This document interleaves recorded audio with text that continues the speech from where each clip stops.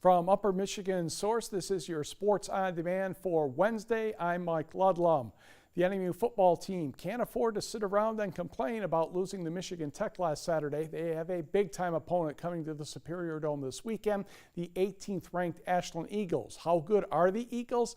Let's have Kyle Nystrom answer that question. These guys, I played them last year at Ferris. I thought last year they were the best team in the league. Talent-wise, there's no weakness on their offense. Their offensive line, very, very good. Very well coached, very well developed. Big, good on their feet, been around for a while. Wideouts, they're unbelievable. They're unbelievable. 5, 1, and 3. I don't know their names, I know their numbers. You know what I mean? So that group is the best probably that I've ever seen in D2 at one time. That tight end who caught the pass was Adam Shaheen from 2 years ago when the Eagles won 41-40. Shaheen was the second-round draft pick of the Chicago Bears in the 2017 draft. Kickoff Saturday is set for 1 o'clock.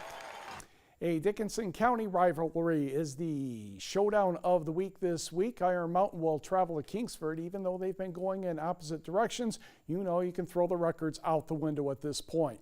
TV6's Seth Wells has more.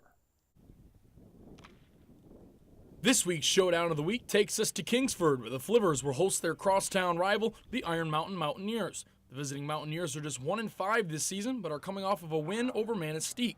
While the playoffs are no longer a possibility for the Mountaineers, the rivalry gives them something to play for. Well, it'd mean a lot to us as a team, given the season we've had, only one win. And I just think they're over there right now. Their head's strong. I think if we come out and we play fast, I think we can get the dub. I think there's always a little extra put into this week. It's just natural. Kids are probably into it a little bit more focused because we know we're playing our crosstown rival.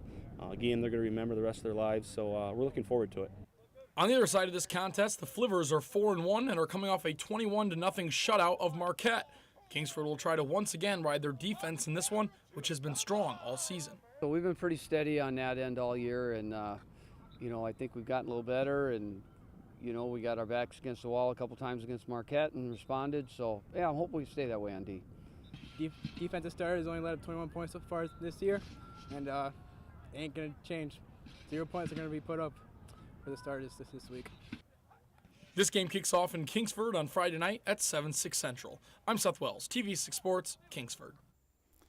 The Westwood-Ishpeming football game that was scheduled for Friday night has been canceled. We received word from that yesterday by Hematites Athletic Director Terry Roberts. He said the reason for calling off the game relates to the tragedy that took place involving an Ishpeming student athlete on Tuesday. So no game between the Patriots and Hematites on Friday.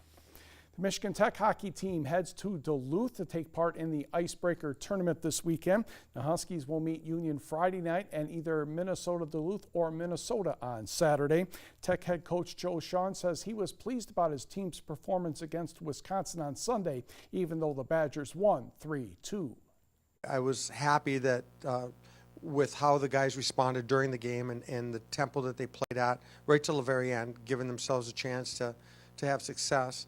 And I think with that gave us a really good evaluation of personnel so that we could make decisions moving forward and put part of our development behind us and move ahead. And I think we've done that this week. We had talked about it before, how they kill, that we might get a chance for Mark to spring me on a breakaway on the power play there.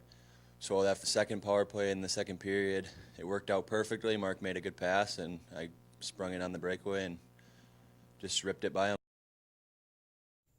Face-off Friday night against Union is set for 5 o'clock Eastern Time. And don't forget, the NMU hockey team will be in action with a home-and-home series against Lake Superior State. On Saturday, they will dedicate the hockey rink to the first Wildcat coach, Rick Comley. Also, congratulations to Negaunee girls basketball player Clara Johnson. She has made a verbal commitment to continue her career at Michigan Tech next season.